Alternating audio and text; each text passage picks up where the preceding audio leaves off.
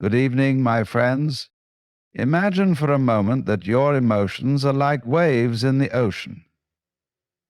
Some days the water is calm and serene, and on others the waves crash violently against the shore.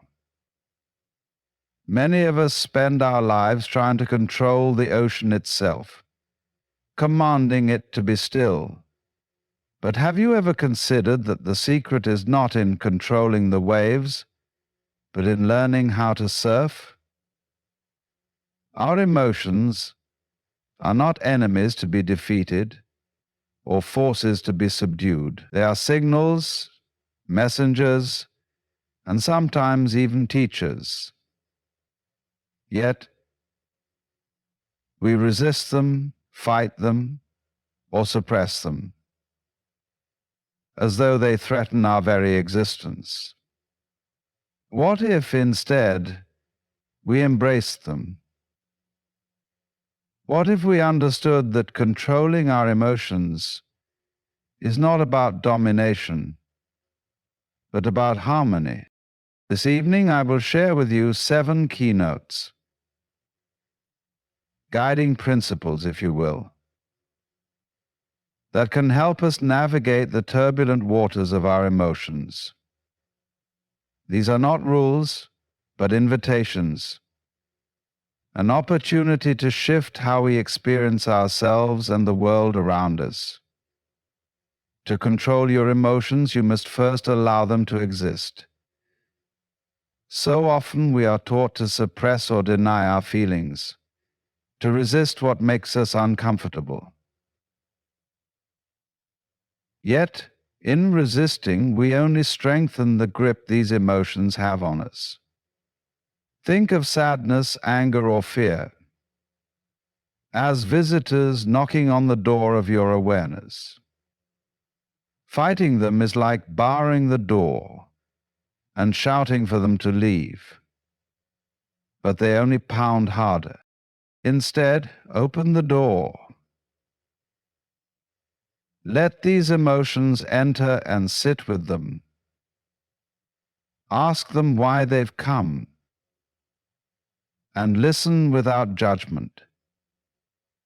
When you fully feel an emotion, without labeling it as good or bad, you allow it to move through you like wind through an open field. By fighting, you create resistance. By feeling, you create space. By feeling, you create space.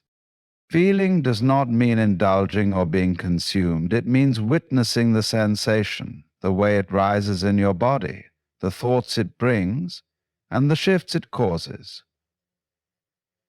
It's about experiencing the raw energy of the emotion without trying to fix, analyze, or push it away. In the moments when emotions surge, we often feel compelled to react immediately, as if urgency will resolve the discomfort.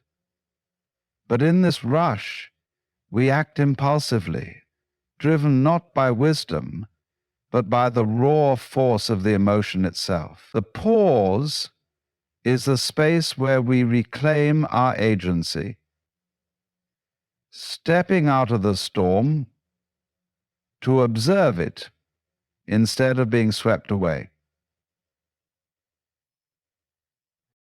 When you pause, you disrupt the automatic cycle of reaction. You create a gap between the emotion and the action it compels. This gap is not empty. It is full of potential. The pause is not about hesitation or avoidance. It is about presence. It allows you to breathe, to ground yourself, and to reconnect with the broader perspective. In this stillness, you can assess what the emotion is signaling and consider a response that aligns with your values rather than reacting out of sheer momentum. To observe your emotions is to step into the role of a witness, detaching yourself from the turmoil and simply noticing what is unfolding. Emotions, like passing clouds, are transient and ever-changing. But when we entangle ourselves with them, they can feel overwhelming and permanent. Observation allows you to see these emotions for what they are: fleeting states of mind rather than enduring truths. This art begins with awareness, a quiet acknowledgement of what you are feeling without judgment or resistance. Notice the physical sensations in your body, the tightening of your chest, the quickening of your breath, the heaviness in your limbs. Observe the thoughts that accompany these feelings, the stories your mind weaves to justify or amplify them. By naming these sensations and thoughts, you create a subtle distance between yourself and the emotion, allowing you to view it with clarity. Observation is not about analysis or control. It is about curiosity, a gentle inquiry into the nature of your experience. You might notice how an emotion arises, peaks, and eventually fades, much like a wave breaking on the shore. Through this practice, you begin to understand that emotions do not define you. They are simply visitors, passing through the vast expanse of your awareness. Emotions often gain their strength from the stories we attach to them. When anger arises, it is not merely the sensation of heat in the body or the quickening of the heart. It is the narrative that accompanies it, the memory of being wronged, the list of injustices, the imagined future confrontations. These stories act like fuel, feeding the fire of our emotions and prolonging their intensity far beyond their natural course. To detach from the story is to separate the raw feeling from the mental dialogue that surrounds it.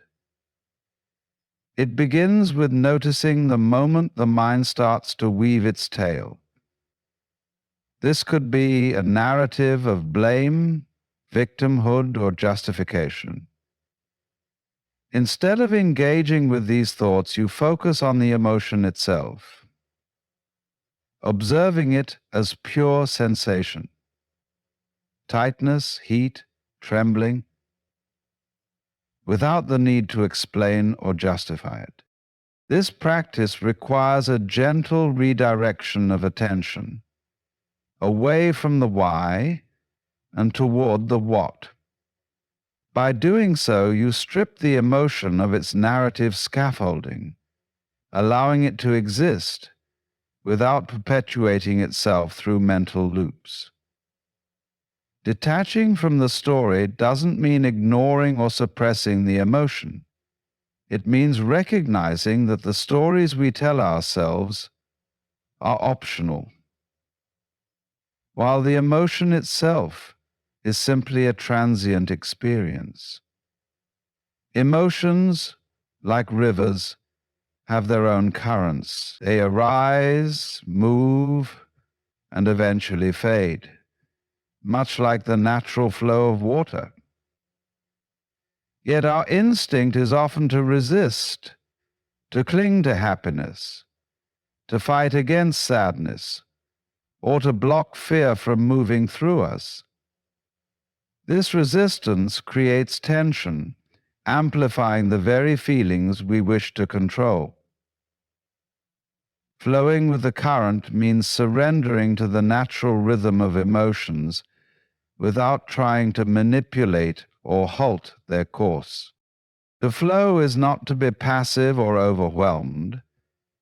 It is an active choice to let the emotion take its natural path, trusting that it will move through you in its own time.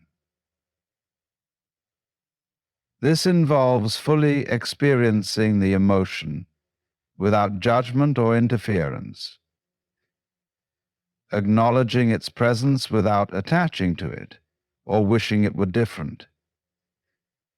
By staying present, you allow the energy of the emotion to move freely, rather than becoming stuck or stagnant. This is the essence of the path to success. Flowing with the current also means embracing the impermanence of emotions. By aligning yourself with this impermanence, you open yourself to the dynamic nature of life, where emotions come and go as part of a larger, ever-changing flow. When emotions arise, especially intense ones like anger, frustration, or sadness, there is often a temptation to release them outwardly, projecting them onto others or into the environment around us.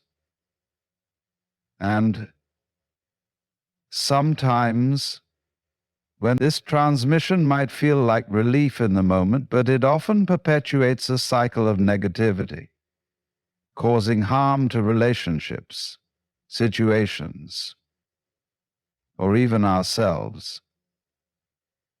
Transforming emotions, on the other hand, means channeling their raw energy into something constructive and meaningful.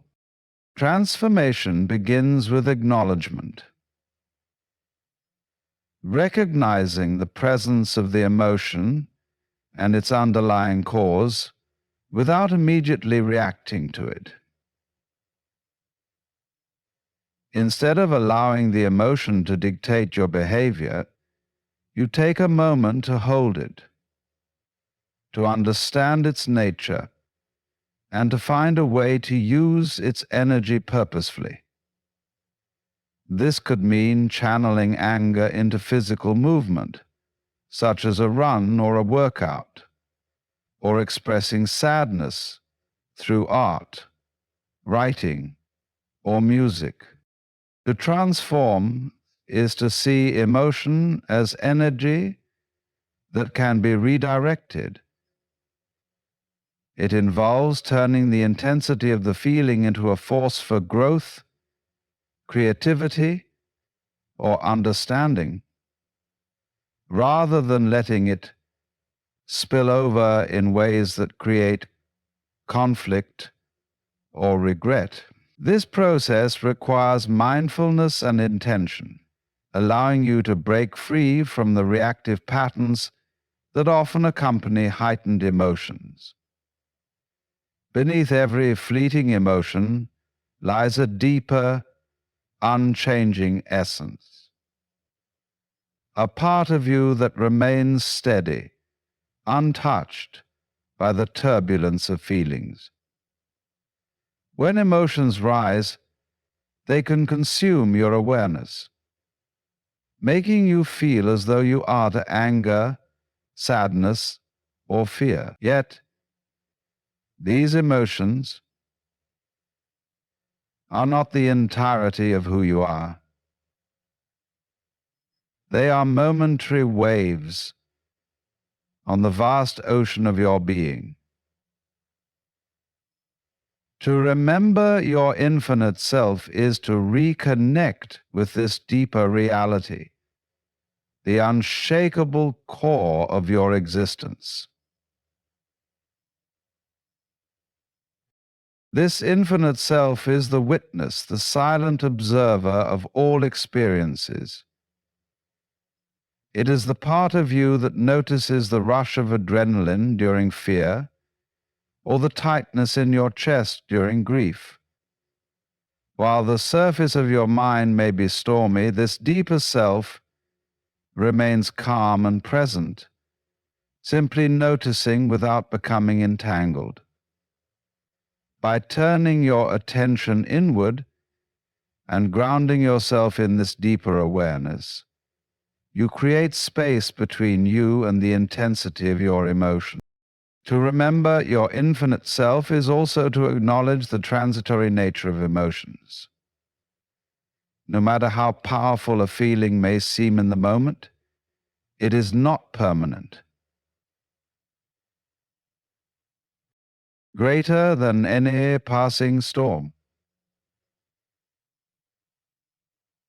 When we feel without fighting, pause to find our power, observe with clarity, detach from our stories,